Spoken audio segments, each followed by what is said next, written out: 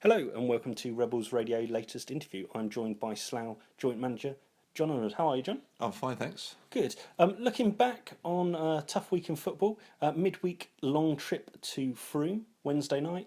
Come away with a 2-1 defeat. Pitch wasn't great, really limited on numbers. What were your thoughts on it? Yeah, we don't seem to have a lot of luck down there, to be honest. We've been there three times and not won yet. We were pleased. We were pleased with the overall performance and certainly the attitude and application of the lads. Felt really hard done by to lose the game, to be honest. I think if it had been a draw, we'd have probably felt a little bit hard done by. So to come away with nothing was tough to take. Yeah, and it was a freak goal that you conceded. That winner. Was Mark Scott in any way to blame? Do you think?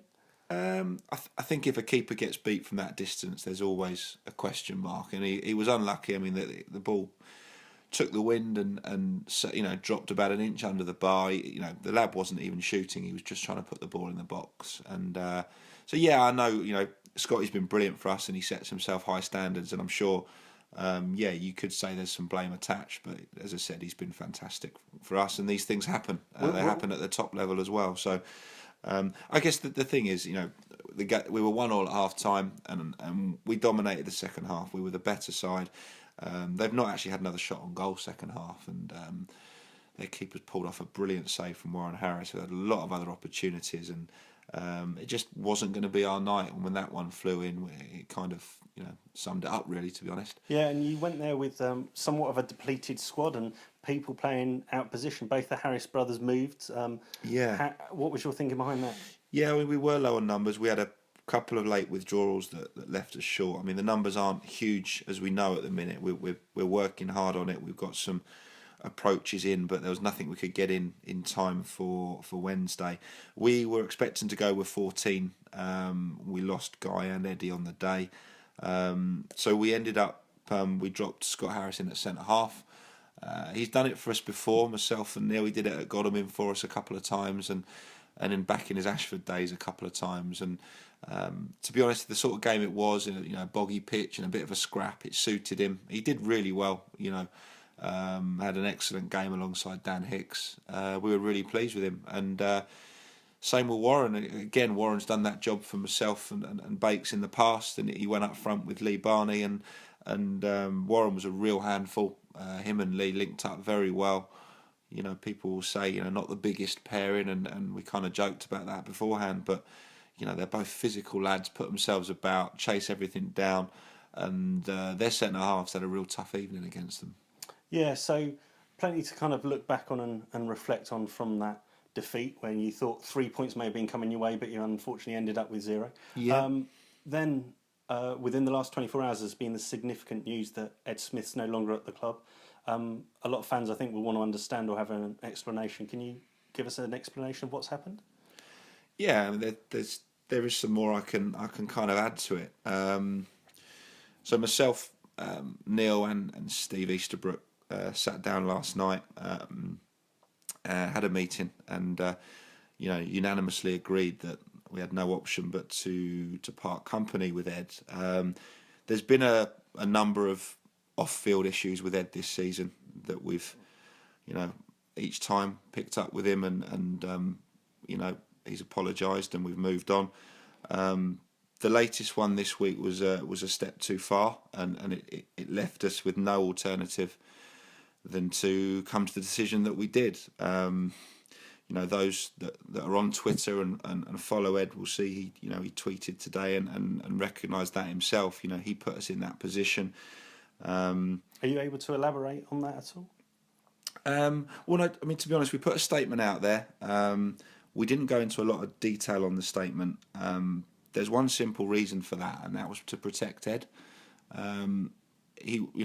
What happened, it wouldn't benefit Ed or anyone else for it to come out. So, Ed's been a really good servant to the club. Scored a lot of goals and a lot of important goals for the club, and been a big part of the club for the last 4 years. So there's nothing to be gained by kind of tarnishing his reputation in any way whatsoever. So no, we don't want to go into too much detail, to be honest. Our preference is to draw a line under it. thank Ed for his contribution, wish him well. But really, as a club now, we need to move on. We didn't intend to make any more comment, but I think this will be the last word. Myself, Neil, and Steve are not wanting to go into any further detail on it, to be honest. Okay, I understand that, John, but I think some fans may want to know or may try and understand a little bit more of the details. Is there anything you can say?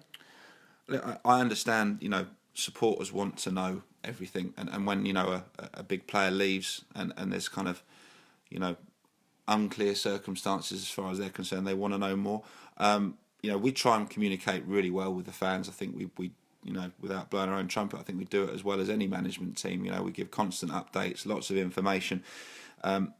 Supporters can't know everything that goes on in a changing room, and there's certain things that aren't right to just put out there in the public domain. So I appreciate they want to know more, but hopefully with what I've said, they'll kind of respect that, and there's no need to dig further. The decision's been taken. Eddie understands it.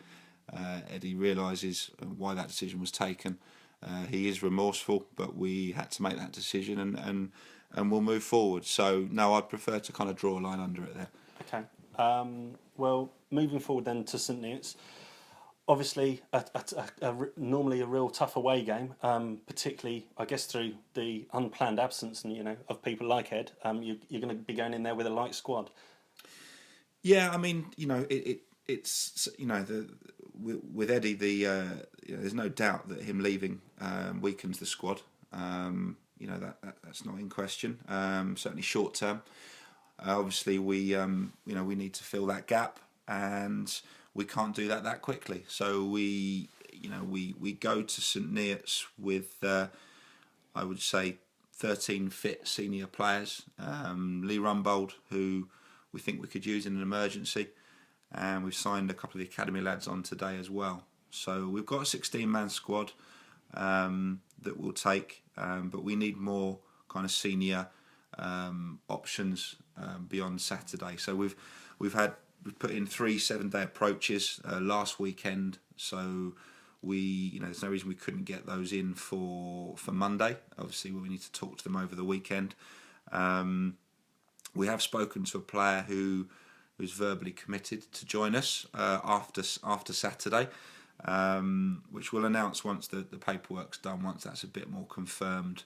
But that's a defender who we anticipate being able to bring into the squad for the Hungerford game on Monday. So there are things happening, lots of conversations in all areas of the pitch, really, defensively, midfield and up front. We recognise we need to boost the numbers, and that's what we're doing. So, listen, the squad. The last 2 games we've only needed to use 1 sub. So we're going, as I said, with 16 players, and we're confident with what we're taking. The lads play well Wednesday. We were unlucky not to get a win, so we're certainly not going there in a dejected mood. We're going there confident. Okay, and in terms of Sydney, it's quite a tough place to normally go. They've been struggling a little bit in the league recently and found themselves kind of slightly towards the bottom of the table. But obviously, will be fighting for their lives. They've had lots of change there this year. What are you expecting? Yeah, no one expected them to be where they are. I think we all thought they'd be one of the challengers. That we all know they're well financed or have been well financed. Things weren't working for them. A lot of senior players have left. There's still some experience there. People like Adam Tan, Drew Roberts, Lee Clark. They've got a lot of experience. They've got some good young players. So it's not they are down there, but they're not going to be It's going to be a tough game, basically. And like you said, they don't want to get into that relegation battle, so they're going to be, fighting for a win. They got a win last weekend at home, and they'll be looking to build on that. So. A tough game, but nice place to go. Nice ground, St Neots. We had good memories from last year. We had a great 3-0 win there last year. We're looking there to go there and get 3 points. Excellent, and then very short turnaround time to hopefully, once again, if the game goes ahead, Hungerford away on Monday. So 2 tough games over the weekend. I always like asking you how many points you'd like to get. So how many points do you want to get out this weekend, John? I think 4 would be a good return. Don't like to talk about these targets, but. You're right. They're two tough games. Hungerford is not many teams go to Hungerford and win. So we went and watched them last Monday. So we're very aware of the threats they possess and how tough they are to break down. So yeah, 2 very difficult games. We'd like to get something from both of them. Okay. Well, thanks ever so much, and we'll catch up with you next week. Thanks, John. Cheers.